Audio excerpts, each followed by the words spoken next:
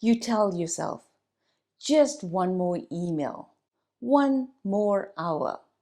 But the work doesn't get better. It just gets heavier and slower. Here is the reality. When you're fatigued, pushing doesn't increase productivity. It degrades your thinking. It stops you from working well. And that's what we're fixing today. I'm going to show you why pausing beats pushing and give you the practical tools to step away realistically, even in the middle of a busy workday. Fatigue doesn't just slow your body, it quietly compromises your judgment. When you're tired, your thinking narrows. You become reactive. You chase urgency instead of importance. You start rereading the same email. You jump between tabs. You polish work that isn't actually improving. Most burnout doesn't come from doing too little. It comes from staying in execution mode when your brain desperately needs clarity. I remember a specific incident. I was working on a report for a client. It was 11 p.m., 12 a.m., 2 a.m., and then finally I called it a night. I slept for a bit and I got back to it in the morning. And I realized that the extra work I put in was not worth it, as there were many holes in my thinking. I then had to put in another 3 hours just to clean up what I had done before I could submit that report. The morning work was better than what I did the night before, as I had a clearer mind. That was the moment I learned something important. My fatigue didn't show up as laziness. It resulted in unnecessary rework. Let's redefine the word pause. A pause is not stopping work. It's switching modes.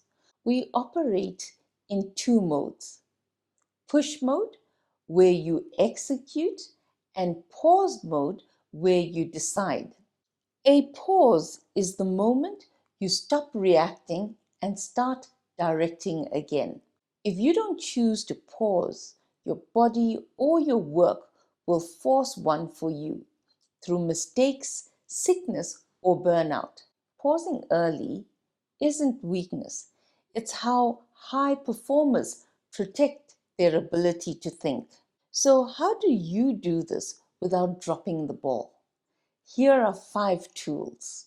Tool 1: the 90-second cognitive reset. Before you try to push harder, try this. Step away just for 90 seconds. No phone, no scrolling, no input. Just stand up and let the mental noise settle. Most overwhelm is caused by cognitive residue, unfinished thoughts piling up in your mind. This short pause clears the residue so you can actually think again. Tool 2: change posture, not location. You don't need a long walk in nature. You need a nervous system reset.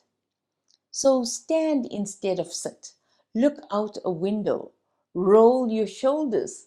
Unclench your jaw. You aren't resting. You are recalibrating. Your body leads your mind back to clarity. Tool 3: ask one clarifying question. When you stop, ask yourself the specific question: what is the one decision that would make the rest of the day lighter? Not 10 things, just one decision. This pulls you out of reaction mode and back into direction. Trust me on this. You don't need more stimulation. You just need to clear the fog. Tool 4: shrink the finish line. When you return to work after your pause. Don't go back to everything.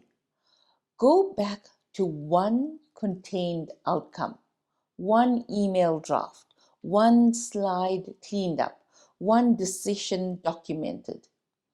Energy returns when your brain can see a finish line. Big, vague goals drain energy. Clear finishes restore it. Tool 5.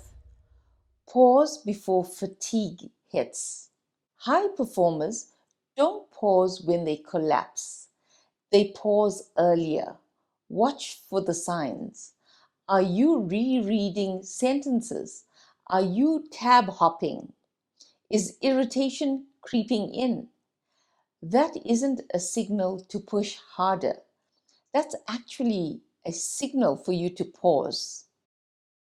I'm curious, which one of these 5 tools do you need most right now? Let me know in the comments below. I read everyone and I'd love to know which one resonates with you.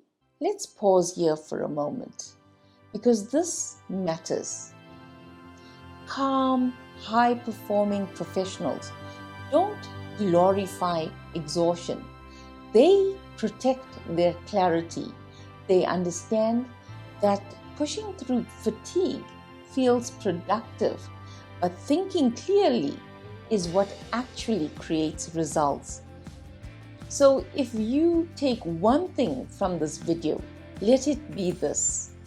When you're tired, thinking beats pushing.